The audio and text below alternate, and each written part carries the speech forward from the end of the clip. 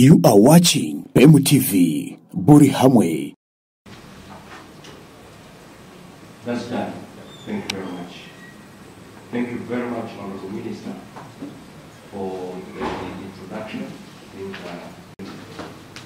I would like to, before we go to the next item, a few of our colleagues join us as we are having introduction, and I request them to please introduce themselves.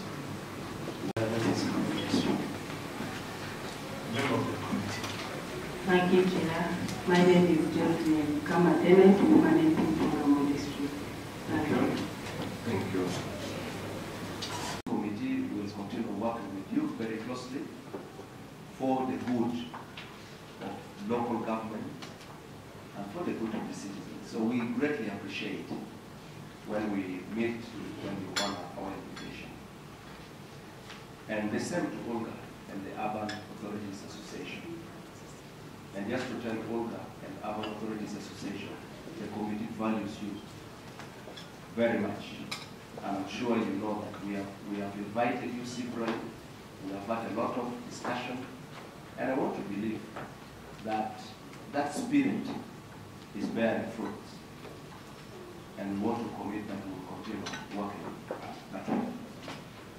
Honorable Minister and honorable members, you are aware that Parliament on the 15th of this month received ministerial policy statements from the different ministries, and as required by our rules of procedure, Parliament decided that the respective committees go ahead and scrutinize the ministerial trust and support that we enjoy from the President. Honorable members, allow me to thank the Chair for inviting us as a team. In the past, we used to come in a disjointed manner. We have the ministry, then the associations, then the Finance Commission separately, and this was bringing a little bit of friction within the sector. I'm glad that we're here together as a team because the issues we address cut across. For example, there is no way the Local Government Finance Commission can talk about its role without the presence of the local government leaders. So for me, I'd like to hope that this kind of approach will continue. Honorable Chair and members, we're here to present to you the ministerial policy statement of the sector called local government. This sector is big, covers vote 011, Ministry of Local Government, vote 147, the Local Government Finance Commission, and votes 601 to 935, the votes of all the local governments. This is a very important day for us because it is this committee that will take forward our requests, our appeal, our aspirations as a sector to the Speaker and the floor of Parliament. Allow me therefore to begin by presenting to you our concerns, our statement as Minister of Local Government. After that, I invite the head of the Local Government Finance. This policy which has improved efficiency and effectiveness of service delivery. This policy of decentralization is credited for political accountability and public administration within local governments. It was create a conducive environment for local investment in the various districts. And it's decentralization that is enhancing local economic development, supporting the urbanization agenda, among other achievements.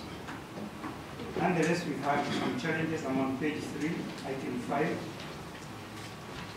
Notable among these include the inability of local governments to generate enough local revenue, insufficient resource allocation from the central government in terms of grants that flow to the local governments. The restrictive nature of most of these grants, which limits the capacity of local governments to allocate funds according to their local priorities. We have a challenge of staffing gaps and understaffing in many of the local governments. We have a challenge of rapid urbanization, complicating solid waste management. And not just in the urban areas, but even in the rural areas, the challenge of rapid population growth, which strains service delivery. Infrastructure limitations, including dilapidated and non-existent administrative buildings, inadequate support and capacity of local council courts. You know that we have a Local Council Courts Act, and the capacity of our LOCs to deliver on this is limited by capacity challenges and training.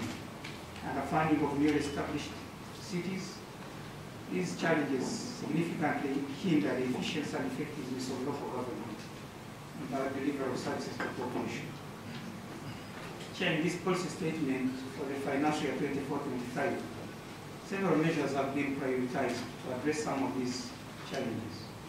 They include enhancing automation of revenue collection and management. We're going to emphasize improving local revenue generation and management in local governments, undertaking service delivery supervision and compliance inspection, strengthening coordination and implementation of EDM, operationalization of executive order on solid, His Excellency's order on solid waste management in our towns, continued implementation of the local economic development policy, strengthening the implementation of regional development program, which we head as a sector, and it targets support to 8 most impoverished regions. These are Karamoja, Teso, Bugisu, Bukeri, Busoga, Choli, Western Island, Bunyoro. The statement also outlines implementation of EDM and follow-up to ensure that smooth implementation does occur so that we cause socio-economic transformation. We have the National Coordinator of EDM, in case members would like to raise any issues on this strategic program of government. And number 7, the policy statement also highlights policy proposals, including our proposal to increase political leaders' remuneration in local government. We need to review the Local Government Act, harmonize the existing inconsistencies with other legal frameworks, especially the Public Finance Management Act. We need to review the decentralization policy framework after 30 years of implementation, so as to address new emerging issues which remain unaddressed in the current framework. And on page 4, financial local council, local government leaders. Let me highlight this. We're talking of motor vehicles for the district chairpersons and the CA and municipal mayors. It's a thorn in the flesh, and we need to address it together with you in the chair and the committee. We need to have full operationalization of the remaining 5 cities. Parliament did approve 15 cities. We have so far operationalized 10. We still have 5 to bring on board, and we bring it to you as a committee, also for consideration. Allow me, Chair, to highlight other policy issues that we need to address together as a sector in the next financial year. Chair, we have a challenge of poor remuneration of our local government leaders, the political leaders. At the village, the chairperson LC1 and the chairperson LC2 is paid 10,000 shillings per month. It's actually so small, we pay it annually 120,000, so that it may look somehow substantial. It's very, very low. The sub-county chairpersons are paid 400,000 per month gross, and when it is subject to tax, they take home, I think, 380,000 shillings. Sub-county councillors, by sub-county include the town council, and they all receive 35,000 shillings per month in terms of their allowance. The municipal seat and district councillors are paid 250,000 each, which, as I said, also is also subject to tax. They actually take home 175,000 shillings a month. The monthly earning of speakers and deputy speakers, these districts and the municipalities and cities, ranges from 300,000 to 600,000 shillings. Members of the executive committees at the district and city level receive 600,000 shillings per month, while the chairpersons and the city mayors get 2 million shillings, which is subject to tax, and they take home a net pay of 1.4 million shillings. The person these rates have remained static since 2005. And considering the current living costs, it is prudent that they be enhanced. Other challenges, they need to amend the Local Government Act so as to incorporate the new critical and emerging development issues, such as management of the new cities. They need to enhance local economic development. They need to enhance public finance management and take on reforms at local level and others. The review is ongoing, and the proposed amendments will be submitted to Cabinet by end of July 2024. I did mention they need to review the decentralization policy as a system of administration and management of local governments. This policy started in October 1992, more than 30 years down the road. It was initiated to enhance democracy, foster good governance, encourage community participation in development. And the remaining 5 cities, where is the allocation, the reallocation of operationalization of the 5 cities? I am not seeing it. The 1 billion, that means that if you need 200 million for every city, what is the real budget of the cities which they are going to use when they have started operationalizing? I'm not seeing it. And then number 2, Honorable Minister, understand that some districts are now going to relocate. Where is the proposal for where they are going? Because we need to handle that as early as this, so that we can know how to tackle it. Because the problems that we faced with the cities that we created, we don't want again, Mr. Chairman, to have them when these ones are also in operation. Mr. Chairman, as I conclude, approving the creation of 15 cities in phases. 10 became operational. 5 are not yet operational. I don't think this. The minister has already said it. I just wanted to give an example. When we were asked that particular question, and actually it was a question that was raised in one of the tours of the president, I think it was in Gulu and Arua. It was also asked in Arua. He asked us to give him an explanation, and we discussed that at length, and we asked for his guidance. But one of the reasons and one of the discoveries we made, we had to, you know, like he said, everything is about household income enhancement, okay? And those are the objectives of the PDM. But the focus is on the 39%. Now, those figures were given to us by UBOS. Okay, the figure of 39% was given by UBOS. The criteria was set by UBOS to come up with that 39%. Now, when we looked further into the statistics, we realized that, I'll give an example of Kampala. Kampala has about 4% subsistence. 4%, the statistics are 4%. Now, when you look at the figures, and you look at the figures of Bukedi, for example, where you come from, Chibuku in particular is 78%. Gulu, your place, actually, let me just call it Acholi sub-region, is at 80%. It's actually the poorest in Karamoja than Bukedi. So, when you do the calculations, however much the population is small in those particular areas, then you will see that the figures, it's just a statistical computation. You will find that the figures in those highly poor places, you find the figures of subsistence are actually much higher than the ones in Kampala. It actually almost, I remember when we went to the finance committee and I brought that issue up. It was a very big problem with the people in the urban areas. So what the president guided actually is like that, let us follow what UBOS, the criteria UBOS used, so that we come up with the particular people that are in subsistence.